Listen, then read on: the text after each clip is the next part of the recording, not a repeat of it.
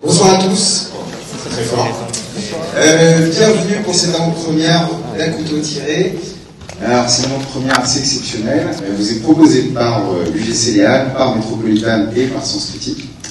Et je disais c'est exceptionnel parce que déjà ce sera la seule avant-première qu'il y aura sur le film. C'est exceptionnel aussi parce qu'on a la chance d'avoir Rian Johnson qui sera là avec nous pour discuter et échanger avec vous. Je vous souhaite une bonne soirée, je vous donne rendez-vous tout à l'heure.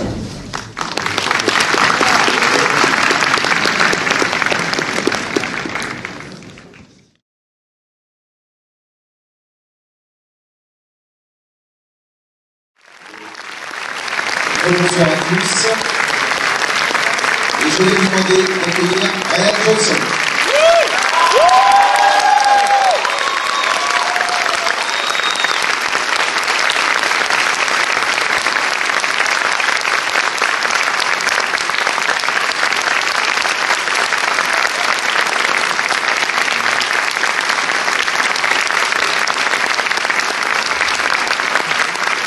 You're very kind.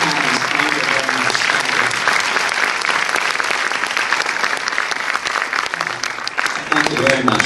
Oh, are we sitting? As you wish. Yeah, sure. Whatever you like. Et Anaïs qui assure la traduction. That's very kind. Thank you, guys. Rian, merci infiniment d'être venu nous voir ce soir. On est d'autant plus contents, voilà, que ce sera la seule avant-première, d'autant plus sur votre présence. Pour commencer, je voulais que vous nous racontiez un petit peu la genèse du film. Comment est-ce qu'on s'attaque à un style très classique, ce style Cluedo, détective, un petit peu l'Agatha Christie, et comment est-ce qu'on va réussir un petit peu à le moderniser, à le réécrire, sachant que c'est un scénario original. Well, thank you, merci. Merci, ça me fait grand plaisir d'être ici.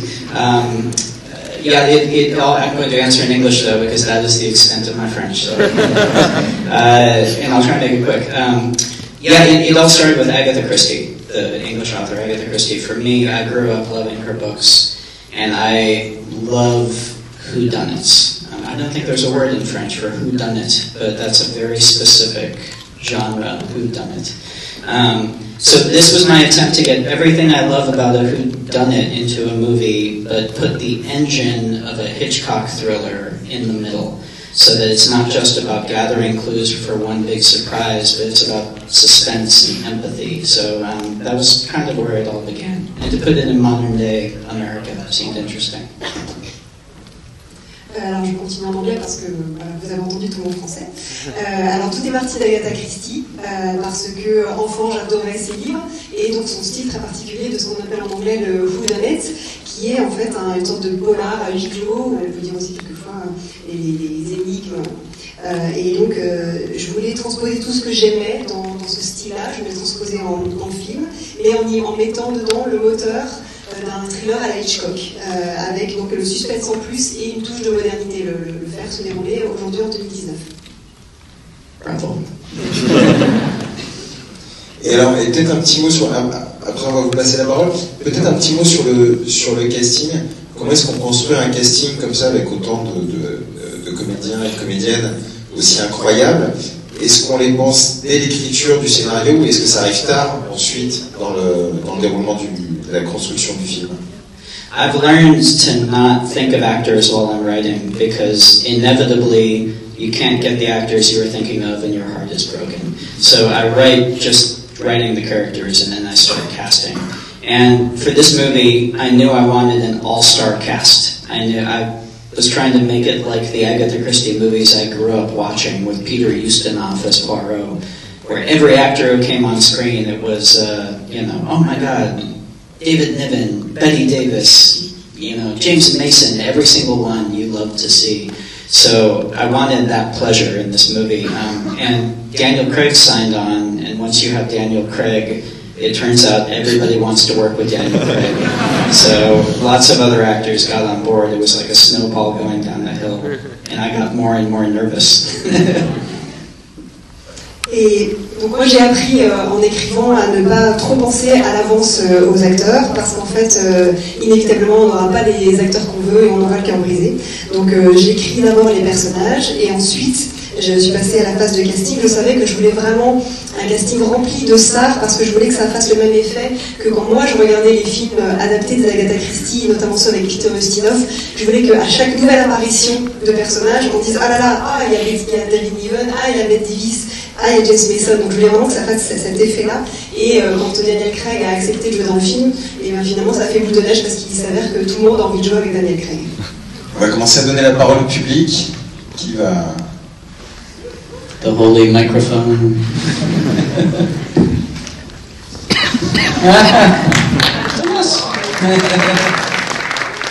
Teamwork. Hi Rian. Did you finish Greatest Rainbow? Yes, twice. Sorry, does that kind of makes me an asshole. I'm sorry. Gravity's Rainbow is a novel La question c'était est-ce que vous avez terminé le roman, et donc la réponse est oui, oui, je l'ai lu 2 fois, donc en fait ça fait de moi un gros connard.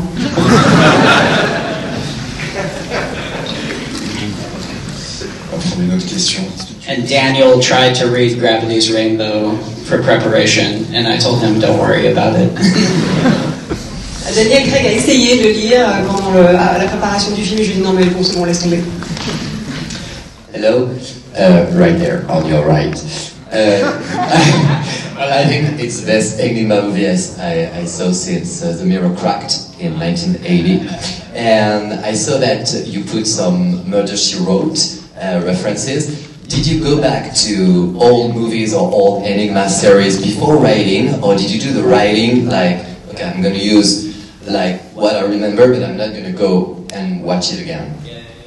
Alors, j'ai vraiment adoré ce film, c'est vraiment pour moi un film, l'un des meilleurs polars que j'ai vu depuis très longtemps, et donc il y a une référence notamment dedans à Arabesque, et je voulais savoir si vous aviez un petit peu revisité toutes ces références et vieux films dès l'écriture, parce que c'est venu ensuite. It's funny, I saw The Mirror Cracked in the theater also when I was young. I remember very vividly. Terrifying movie. I'm a whodunit junkie. I watch every fucking whodunit that comes out. I'll watch everything. And so, and I have been since I was a kid, so I didn't really have to go back and study them. And I didn't want to specifically steal from anyone, so I wanted to just think generally, what do I love about the genre? And kind of distill that into it. But I guess I'm always researching because I watch literally every whodunit that comes out. Yeah, recently there was a very good ABC Murders with John Malkovich. Did you see that one? I thought it was quite good. Yeah, yeah. Even the Adam Sandler one. I really love the Adam Sandler. I thought it was so much fun watching. Oh, wow. Okay. Alors j'ai vu le film auquel vous faites référence, The Mirror Cracked. Je connais pas le moi c'est brisé. Moi je l'avais vu au cinéma aussi quand j'étais gamin et ça m'avait terrorisé. Et je dois dire que je suis complètement accro à ce genre de polar, à ce genre de whodunit. Donc j'ai pas vraiment besoin d'y revenir, d'aller revisiter ces classiques. Mais simplement je me suis demandé qu'est-ce que j'aime dans ce genre et je l'ai donc distillé au fil du film. Donc on peut dire que je fais un petit peu tout le temps des recherches à ce niveau-là parce que j'en regarde énormément, donc notamment un téléfilm ABC il y a pas longtemps avec John Malkovich que j'ai adoré. Hi, there. First, congrats, it was amazing. Thank you.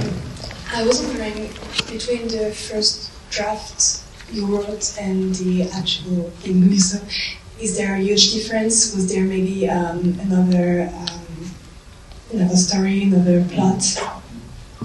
Alors félicitations pour ce film. Je voulais savoir entre votre première version d'écriture et ce qui a été effectivement tourné, est-ce qu'il y avait beaucoup de différences dans l'intrigue notamment?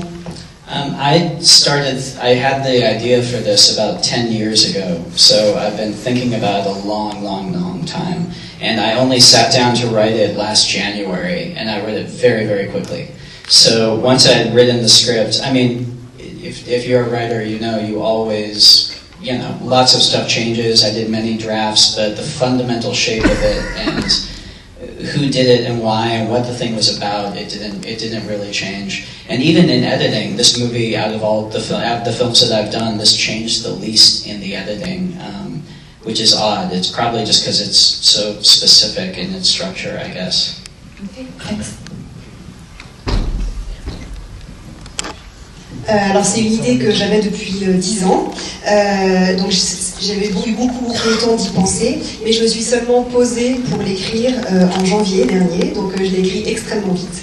Alors il y a eu, comme toujours, plusieurs versions, mais les bases étaient vraiment posées et j'ai pas changé tant de choses que ça, et surtout au montage, c'est peut-être celui de mes films où j'ai changé le moins de choses, ce qui paraît surprenant, et je pense que c'est aussi lié à la structure du film, donc les choses devaient être posées un petit peu dès le départ.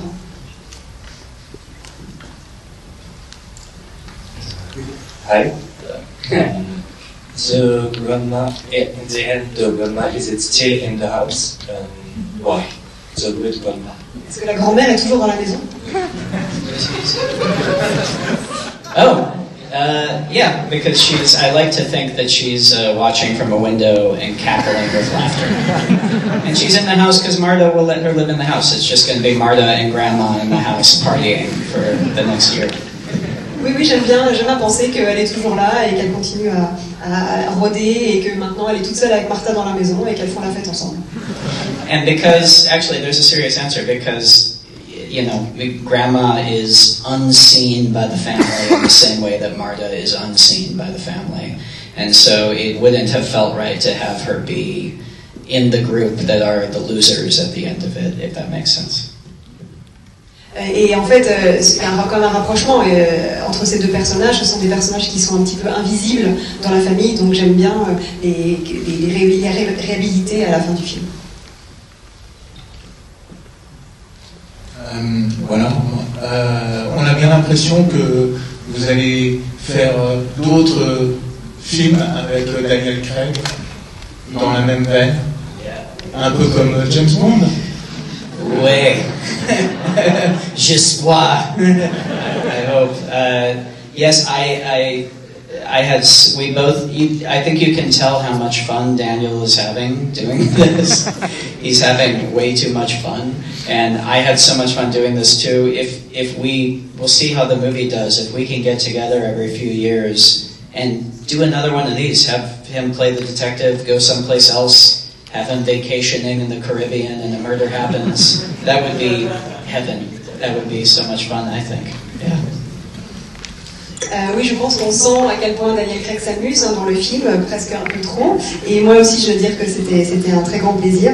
Donc on verra comment le film marche et pourquoi pas réitérer l'expérience et la voir régulièrement se retrouver, peut-être avoir d'autres aventures avec ce détective qui se retrouverait en vacances dans les Caraïbes et d'un seul coup il y aurait un meurtre qui arriverait.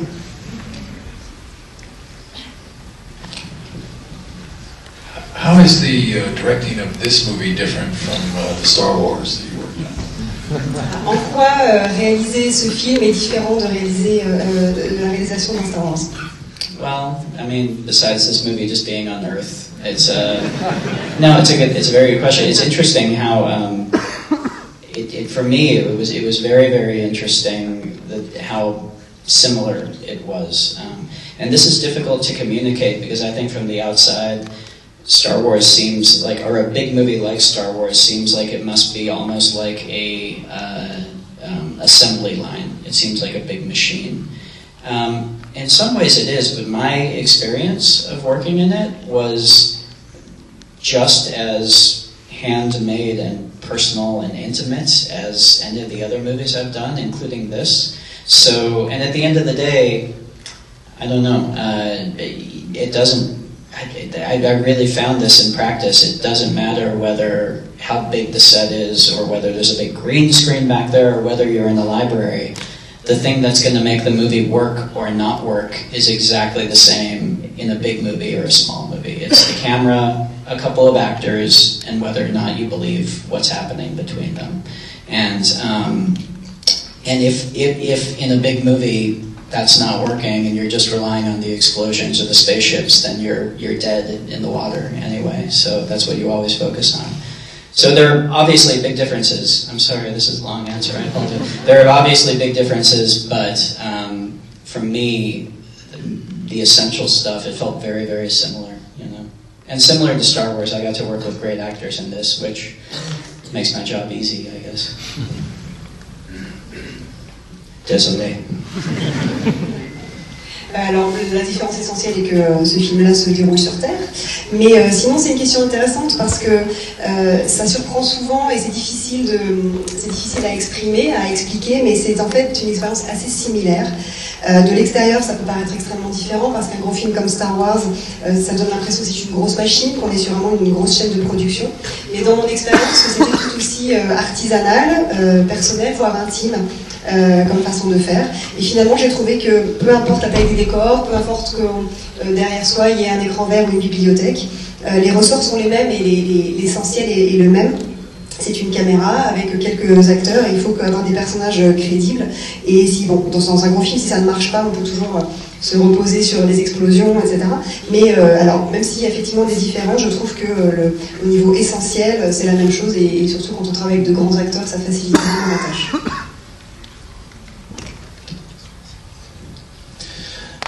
Hello, thank you for this treat. I think everyone here loved it.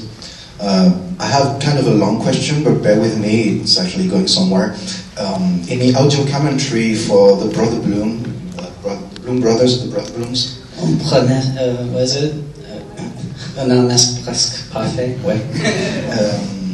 Well, in France it had a totally different title. Anyways, you state that you regret that VFX nowadays are no longer a chain of a thought process, they're just tossed out at VFX company. And I was wondering, for this film, working on such a heavily induced VFX film before, did it change the way you block your scenes or the way you're going to shoot a shot for VFX? Alors merci beaucoup pour ce film, je crois qu'on l'a tous adoré ici. Alors vous avez dit dans le commentaire audio de votre film, du DVD de votre film L'arnaque presque parfaite, vous disiez que vous regrettiez que les effets spéciaux aujourd'hui soient un peu soient pensés non pas en amont mais soient en fait plus ou moins sous-traités après coup. Vous me dites si j'ai une bêtise. Donc après avoir travaillé sur un gros film à effets spéciaux, aujourd'hui qu'est-ce que ça vous a fait de revenir à quelque chose là de plus organique? Well, it's interesting because it actually, the question applies for me more to Looper than Star Wars, because I think when, as a director, you have to be very involved in how the special effects will be done is when you don't have much money to do them with. And that's when you have to pay very special attention to how you're approaching them. And that's when you can really get hurt by just throwing it to the effects company. With Star Wars, even though there are lots of effects, you have tons of money and you have ILM, literally the best artists on the planet working on the effects. You can afford, it's like working with a great actor. You can afford to just get in and do fine tuning. You don't have to worry that it's going to look bad. And so for me, engaging with effects the way that Kubrick did, where you're designing the effect, or where you're really involved in how are we going to achieve this, that's much more important in mid-level movies. But to answer your question, yes, it was quite nice just being able to shoot and know what we were shooting is going to be the film. But I enjoy working with special effects. It's just another tool in storytelling, I think. Alors, votre question pour moi elle s'applique plutôt à un film comme Looper que comme un gros film comme Star Wars, parce que je trouve que le réalisateur a d'autant plus intérêt à s'investir dans la partie effets spéciaux pour un film qui n'a pas beaucoup d'argent, et c'est là que ça risque plus facilement de déraper ou de vous faire mal, voilà, si à l'arrivée le résultat ne vous plaît pas. Sur Star Wars, vous avez évidemment beaucoup d'effets, mais il y a énormément d'argent et vous avez les meilleurs artistes qui soient d'effets spéciaux, donc vous pouvez vous permettre de lâcher prise, de les laisser faire. Mais j'aime bien ce que Kubrick disait, la façon qu'il avait de s'investir dans la post-production, les effets spéciaux, donc pour des films qui sont un peu dans des budgets intermédiaires. Donc oui, c'est vrai que j'ai aimé là, vraiment retourner à uniquement des prises de vue réelles, mais j'adore aussi les effets spéciaux. There is one special effect in the movie I'm very proud of. This is the level of special effects in this movie. At the very end, when she has the coffee mug and it says "My House," and the very last shot when she lifts it up and you just see "My House," there's a medium shot before that where originally you could see the writing on the mug. You saw "My House," and it tipped the joke and ruined it. So we had the digital effects artist move her fingers to cover the writing so that the first time you see the words is when she lifts it up. And I'm as proud of that as I am of anything in Star Wars. Alors, pour vous dire le niveau d'effets spéciaux qu'on a dans ce film-là, donc le dernier plan à la fin où on la voit donc avec sa tasse dans les mains, où à la fin donc on voit écrit ma maison, mes règles, etc. Juste avant, il y a un autre plan un tout petit peu plus large et qui risquait de révéler justement le fait qu'elle avait le mug dans les mains. Et donc du coup, pour ne pas justement gâcher le dernier plan, on a fait à l'équipe des effets spéciaux, on l'a fait lever les doigts de la comédienne pour qu'il couvre le mug. Et donc voilà, je suis aussi fière de cet effet spécial que de tous les effets spéciaux dans Star Wars. Hi, way up there. Hi. Well, first of all, thank you so much. It was such a great experience.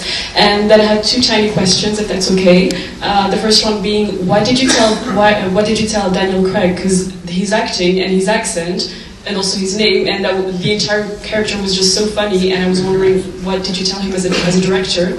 And the second one being, how did you approach the whole decor and everything, the whole setting? Because as you said, the movie you did before that was in space, and so transitioning from space to a big ass house in the countryside, how hard was it, and was it all set on set, or did you have like a studio where you shot all of this? Thank you so much. Alors d'abord, merci pour le film. Alors, première question, qu'est-ce que vous avez dit à Daniel Craig pour qu'il soit aussi drôle dans le film, et comment vous l'avez dirigé, et puis aussi au sujet de son accent, comment vous l'avez aiguillé là-dessus? For Daniel, I gave him references for the accents. There's an American historian named Shelby Foote who has a very pleasing Southern accent, and so I gave him that reference, and honestly, I just he just ran with it. I think he's so good at playing James Bond, and I know he loves playing James Bond, and I think you can tell how much fun he's having just cutting loose in this, and I just kind of stood back and let him go, and occasionally we would pull it back, but mostly it was, it was very much just kind of letting him enjoy himself, and I was having fun watching him. And then for the decor, yes, sorry. Alors, je lui ai donné quelques références pour son accent. Notamment, je lui ai parlé d'un historien américain qui s'appelle Shelby Foote, qui parle comme ça avec cet accent assez traînant et en même temps un peu chic. Il a tout de suite embrayé là-dessus. Alors, autant il est parfait en James Bond, autant là on sent qu'il adore se lâcher avec ce rôle. Donc moi, je n'avais vraiment qu'à le laisser faire, simplement. Et donc, je l'ai vraiment laissé s'amuser. Et donc la deuxième question, c'était quelle a été votre approche concernant le décor? Votre film précédent donc se déroulait dans l'espace, donc comment on passe de l'espace à une maison à la campagne? Est-ce que vous avez tout filmé en extérieur, ou est-ce que vous aviez des parties en studio? For the decor, I told my production designer, I gave him David Crank, I gave him the reference of one of my favorite movies, Sleuth, from the 1970s, with Laurence Olivier and Michael Caine. And which is also set in a mansion owned by an eccentric mystery writer. And he just went insane and filled the house up with all this crazy stuff. And that and shooting in New England in winter, I think, does all the work for us. Alors j'ai dit à mon chef décorateur, David Crank, que la référence que j'avais en tête pour le décor, c'était le film Le Ligné, donc film des années 70 avec Laurence Olivier et Michael Caine, qui se passe également dans un manoir qui ressemble à celui-là, et pareil, qui avec un personnage d'écrivain de polar assez excentrique. Donc voilà, il a adoré travailler là-dessus, mon chef décorateur, et donc il a rempli la maison de tas d'objets. Et ensuite, le fait qu'on va retourner en Nouvelle-Angleterre et en hiver, voilà, ça ajoute aussi à l'ambiance. Bonsoir. Bravo pour le décor. Moi, j'ai une question par rapport à l'affiche. Est-ce que vous avez votre mot à dire par rapport à cette dernière? Parce que ça casse un peu le goût dans l'air. Oh, I'm sorry. Désolé. Yeah, I have to say, I mean, they showed me a bunch of them, and we picked one, and Voilà. But I didn't mean to. Bon, bah oui, effectivement, oui, on m'en a montré plusieurs. J'ai décidé de choisir celle-ci. Bon, je sais, désolée, ça ne correspond pas à ce que vous voulez. It's difficult to communicate in marketing. You're always trying to find a balance. And it's tricky with this movie because of the balance between humor and suspense. And because you want to communicate it's fun, but you want to communicate it's a whodunit. It's a tricky line to walk, I think.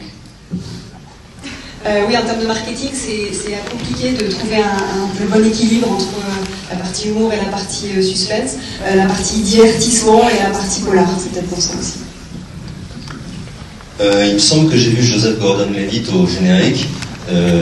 Est-ce qu'il était là juste pour faire un petit rôle par amitié ou est-ce qu'il avait un plus grand rôle qui a été coupé au montage? Yes, in the beginning, he is the voice of the cop on the iPad who says, "We have the nanny cam footage." That's Joe. Okay. I have to get him into every movie. He's my good luck charm. Okay, thank you. Oui, donc vous avez compris, au début, voilà, c'est la voix du policier au tout début. Donc voilà, je suis obligée de l'intégrer à chacun de mes films, c'est un peu mon porte-bonheur. Et on va prendre encore 2 questions.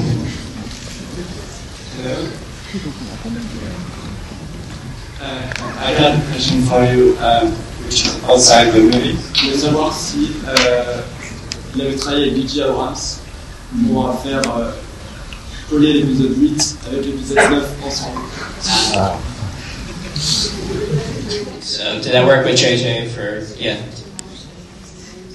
Yeah, we talked, and I mean I told my story with mine, he's telling his story with 9, but with 8, and then he tells his story with 9, but we are talking the entire time, and when we sat down, and when he was going in to do it, we sat down and had a conversation, and there's back and forth and communication, so yeah. Oui, on a beaucoup parlé, effectivement, on a chacun donné nos visions, et on a énormément échangé. Et on va prendre la dernière question. Yeah, everybody's pointing right here. Everyone's pointing. Bonsoir. Somebody has we'll have to come back. We'll have to come back because everyone wants him to have one. But yes, déjà, merci pour ce film que j'ai beaucoup aimé et encore bravo pour la mise en scène que chacun de vos films je trouve remarquable. Et donc j'avais une question par rapport à la mise en scène. Est-ce que vous la pensez pendant le scénario, pendant que vous écrivez, ou est-ce qu'elle vient après? Parce que je trouve qu'à chaque fois, elle est vraiment formidable, quelque chose aussi. Oh, thank you. Yeah, yes, when I'm writing, I'm picturing the movie in my head. That's just the way I've always written. I have to be able to visually picture how it's going to be. And we don't always end up shooting it that way, but when I'm writing, I'm always imagining visually how the movie is going to come together. Yeah. Oui, j'ai toujours fonctionné comme ça, c'est en écrivant le film, j'ai tout de suite des images qui me viennent en tête, des images du film comme je le voudrais. Alors c'est pas toujours comme ça que ça se passe à l'arrivée, on ne filme pas toujours de cette façon-là, mais en tout cas oui, je fonctionne exactement de cette façon. One more, should we get? Everyone was pointing to somebody here. I feel like it's important.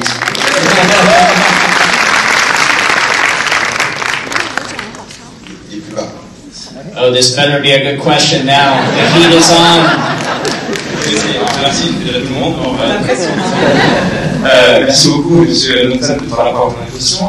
Une question par rapport à le film est très coloré. On voit rien qu'aux vêtements des personnages, le mode lourd du personnage principal par Daniel Craig, blanc, parce que c'est des couleurs vraiment françaises. C'est juste pour le côté esthétique, s'il y a une vraie réflexion derrière. Oh. Always claim intent. Always plead intent. I mean, honestly, I chose the name Benoit Blanc because I had a French tutor whose name was Benoit, and I like that name. And I wanted a last name that Americans would mispronounce because that's funny. It's like Poirot.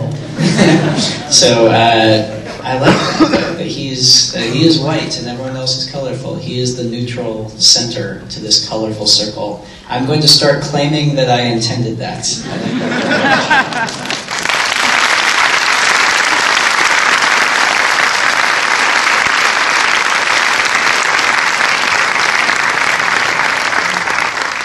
faut toujours plaider l'intentionnalité derrière ce qu'on fait. J'ai choisi ce nom Benoît Blanc parce que j'ai eu un prof de français qui portait ce prénom et que j'aimais beaucoup ce prénom. Et Blanc, c'est parce que je voulais un mot français que les Américains allaient mal prononcer, un peu comme poireau, que tout le monde prononce mal en anglais. Et donc j'aime bien cette idée du blanc qui est la neutralité au milieu de ce cercle très coloré. Et donc voilà, maintenant, à partir de maintenant, je vais vraiment parler de ça et développer cette idée.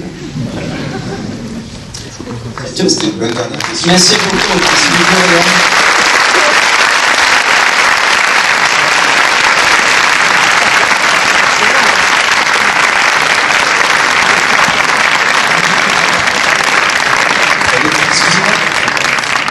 Thank you very much, Ryan.